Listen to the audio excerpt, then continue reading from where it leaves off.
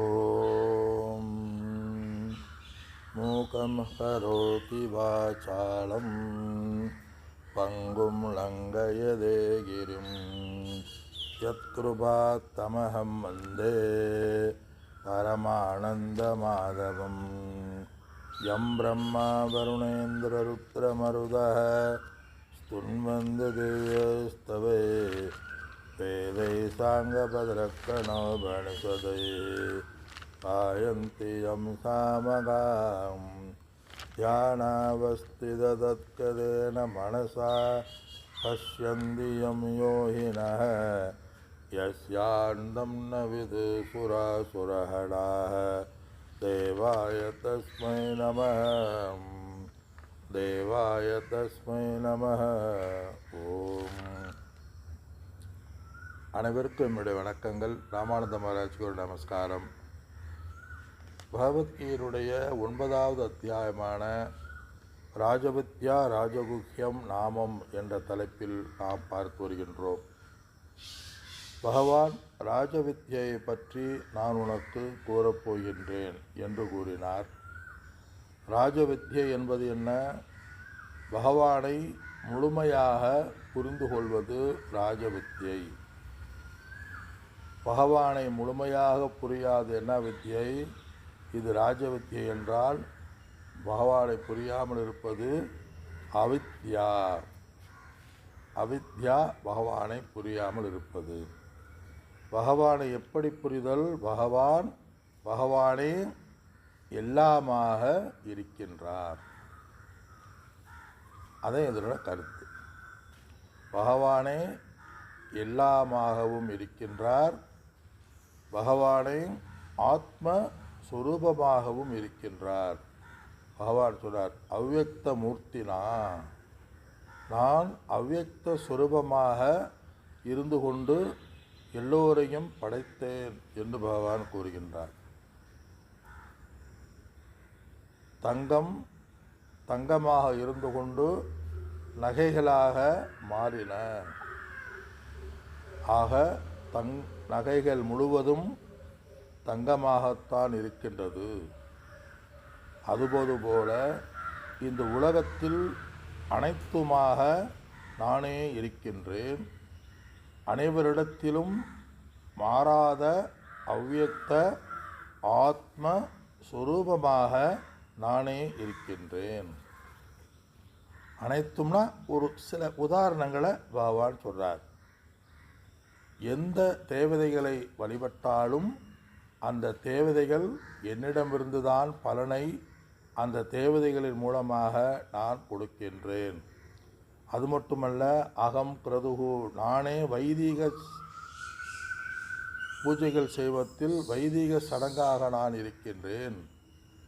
லௌகீக சடங்காகவும் பூஜையாகவும் நான் இருக்கின்றேன். பித்ருக்களுக்கு அன்னமாக நான் இருக்கின்றேன். நானே பிராணிகளுக்கு அன்னமாக இருக்கின்றேன். நானே வழிபாடு செய்பவர்களில் ஹோமம் செய்பவர்கள் பயன்படுத்துகின்ற மந்திரமும் நானே. உண்மைதானே? எல்லாமே பகவான் ஓ அக்னேய சுவாக, ஓம் பிரம்மணே சுவாக அப்படின்னு சொல்கிறோம்ல, அதுவும் ஈஸ்வரன் தான். எல்லாமாக நானே இருக்கின்றேன் என்று கூறிய பகவான், ஹோமத்துக்குள் போடுகின்ற நெய்யும் நானே. ஹுதம்ங்கிறார், நானே ஹோமகர்மம், நானே அக்னிகி. என பகவானே பஞ்சபூதங்களாகவும் இருக்கின்றார். எல்லாமே பகவான். இந்த இடத்துல பொதுவாக தனித்தனியாக கூறிய பகவான், பிதாக அகம், நானே இந்த உலகத்திற்கு பிதாவாக இருக்கின்றேன். பிதான தந்தை, தாயாக இருக்கின்றேன். அனைத்தையும் தாத்தா, கர்மபல தாத்தாவாக இருக்கின்றேன். அனைத்தையும் நானே தாங்குபவன். பானையை யார் தாங்குகின்றது? மண். நகைகளை தாங்குவது எது? தங்கம். நம்மை தாங்குவது எது? பூமி. அது மாதிரி இந்த உடலை தாங்குவது ஆத்மா. உலகம் அனைத்தையும் தாங்குவது பிரம்மம். அந்த தாங்குகின்ற பிரம்ம தத்துவமாக நான் இருக்கின்றேன். இப்படி வேத்தியம் நான் அறியத்தக்கவன். எப்படி அறியத்தக்கவன்? எந்த பொருளுக்கும் பதில் தன்னை படைத்தவர் எவரும், பலன் நானே. எந்த பொருளை எடுத்தாலும் அதை படைத்தவன் நானேங்கிறார். அது இந்த இடத்துல பிதாமகனாக நான் இருக்கின்ற எந்த பொருளும் என்னிடமிருந்தே வருகின்றன. பாட்டனார் அனைத்துக்கும் பொருளுக்கும் நானே பிதாமகனாக நானே இருக்கின்றேன் என்று பகவான் இதில் சொல்கிறார். அகம் பிதாமக. பிதாமகன் இந்த பாட்டனார். இப்போ நமக்கு பாட்டனுக்கு பாட்டன்பாங்க, பாட்டையா அப்படிம்பாங்க. அதே இந்த இடத்துல பிதாமகன். பாட்டேன்னா அப்பாவுக்கு அப்பா. அப்போ அப்பாவுக்கு அப்பா நம்ம யாற்றில் வந்தோம்? அப்பாவுக்கு அப்பாக நம்ம வந்தோம். அப்பா பாட்டனார் இல்லை, எனக்கு பாட்டனார் இல்லை அப்படின்னு நம்ம சொல்ல முடியுமா? இல்லைன்னா நம்ம வந்ததே அப்போ சந்தேகமாகிவிடும். அதனால் எல்லா உலகிலும் பாட்டனாக நான் இருக்கின்றேன். வேத்தியம் இப்படி அறியத்தக்கவனாகவும் நானே இருக்கின்றேன் என்கிறார். நானே இப்படி அறியத்தக்கவன், எல்லாம் நானே அறியப்பட வேண்டியவன். எப்படி? சத் வஸ்து நானே, இதுதான் அறியப்படணும். அப்போ எது அறியப்படணும்? மற்ற அனைத்தும் இப்படி கூற முடியாது. எதை அறிந்தாலும் முழுமையாக அறிவதற்கு அல்ல. நிறம், குணம் எல்லாமே மாறுபடும்.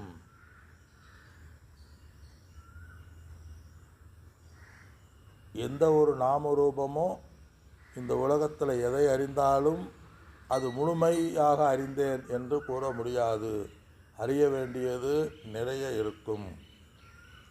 சரித்திரம், பூகோளம், சயின்ஸில் படித்தவர்கள், சயின்ஸில் ஆராய்ச்சி செஞ்சவங்க நான் முழுமையாக ஆராய்ச்சி செஞ்சு சொல்ல முடியாது. ஒவ்வொன்றாக வளர்ந்து கொண்டே இருக்கும். ஏனெனில் அது மாறுதலை அடையக்கூடியது. அப்போ எது அறிந்ததாக இருக்கும்?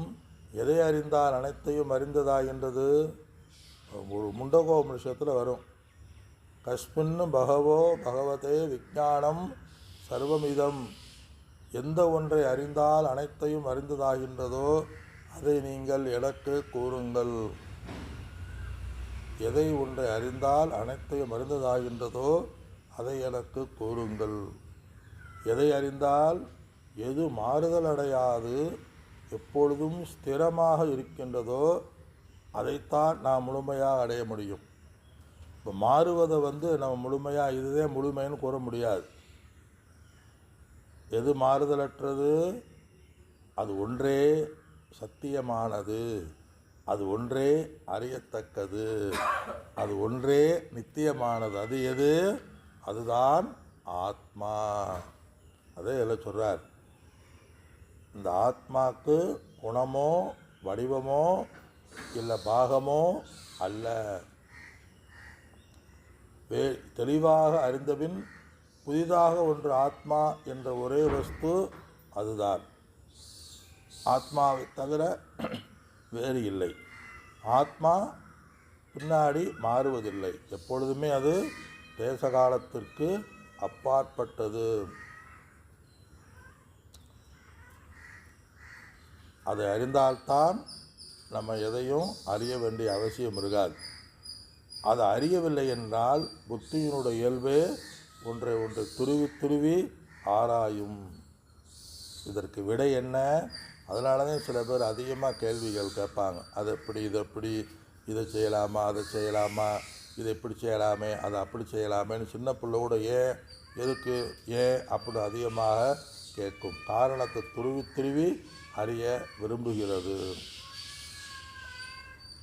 அதனால் அந்த சில்ட்ரன்ஸ் கூட விளையாட்டு பொருள் இருக்கும். எல்லா விளையாட்டு பொருளை காரை பிரித்து போட்டு ஒன்றா சேர்க்கறது, படங்களை பிரித்து போட்டு அந்த படத்தின்படி முகத்தை கால் ஒன்றா சேர்க்கறது. இந்த அறிவானது நமக்கு இயற்கையாகவே குழந்தைகளிலிருந்தே இருக்கின்றன. அந்த குழந்தையை நம்ம என்ன செய்கிறோம், அந்த குழந்தை மாதிரி நாம் பிரித்து பார்க்கின்ற தத்துவத்தை ஏற்கனவே உடையவர்கள். அந்த புத்தியை நம்ம இறைவனிடத்தில் சாஸ்திர விஷயங்களில் நாம் செலுத்த வேண்டும். எப்படி செலுத்த வேண்டும்? பகவானே அல்லது நானே எல்லாத்துக்கும் ஆதாரம், நானே சத்தியம். இந்த அறிவால் தான் நம்ம அமைதியை அடைய முடியும் சொல்கிறார். இப்போ எது அறியத்தக்கது? அந்த அறியும் வரை நம்ம புத்தி தேடுதலை நிற்காது. இதை அறியும் வரை நம்ம மனசு ஒரு இடத்துல அமைதியாக உட்காராது. எதை அறியும் வரை? நானே சத்தியம், இறைவனே சத்தியம், மற்ற அனைத்தும் மித்தியா. நானே சத்தியம், என்னுடைய உடல் மனம் அனைத்தும் மாறுதலை அடையக்கூடியது, வேத்தியம். இவ்வாறு அறியத்தக்கது. இது எது கூறுகின்றது? எல்லா வேதங்களிலும் ரிக் சாம யஜுரேவச்ச, நானே எல்லா வேதங்களிலும் அறியத்தக்கவனாக இருக்கின்றேன். பவித்ரம், இந்த உலகத்தில் உண்மையில் புனிதமாக்குவது இந்த பகவானுடைய அறிவுதான். இந்த உலகத்தில் பாவனமாக்குவது, புனிதமாக்குவது எது? ஆத்ம ஞானம் என்ற ஒன்றுதான்.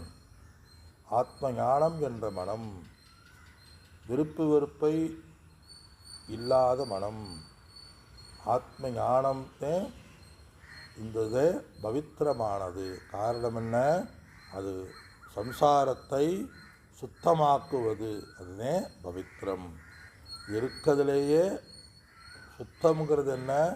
எந்த ஒன்று அழுக்கப்படாமல், எதிலும் சாராமல், எதனாலும் பாதிக்கப்படாமல் இருக்கின்றதோ அதுதான் எப்பொழுதுமே சுத்தமானது.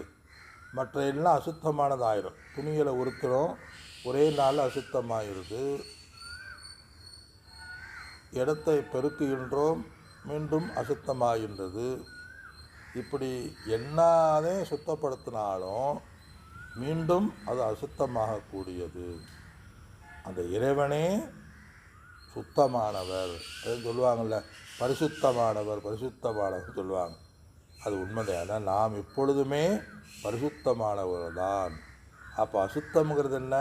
மனம், உடல் அசுத்தம், இந்த உலகம் அசுத்தம், இந்த மாயை அசுத்தம். ஆக இந்த உடலாலும் மனதையும் கொண்டு இந்த உலகில் நாம் எதை அடைந்தாலும் அது என்ன? அசுத்தமானது. இப்போ சுத்தமானது என்ன? அதுதான். சில பேர்த்துக்கு சாமி சுத்தானந்தா அப்படின்னு பேர் வச்சுருப்பாங்க. எப்பொழுதுமே எந்த நேரமுமே சுத்தமானவர், சைதன்ய சொரூபமானவர், சுத்தம்.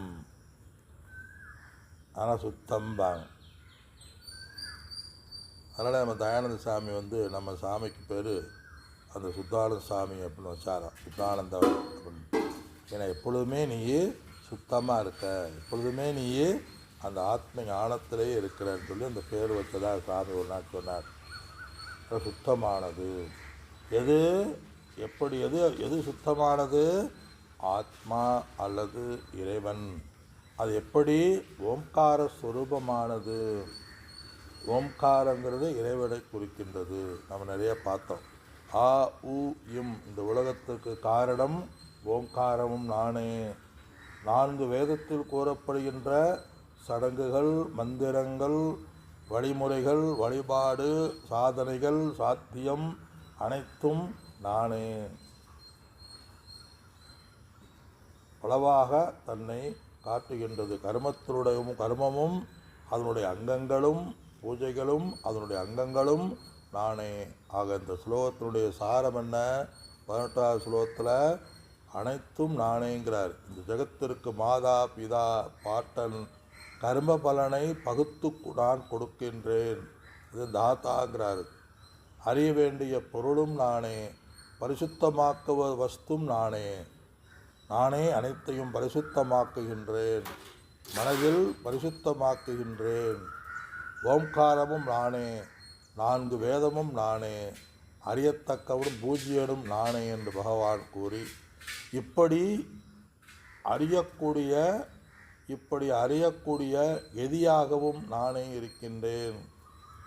எதை அடைய விரும்புகிறோமோ அது நானே, அந்த பலனாகவும் நானே இருக்கின்றேன். சொர்க்கலோகத்தை நீ விரும்பினாலும் சரி, எதை விரும்பினாலும் நானே இருக்கின்றேன்.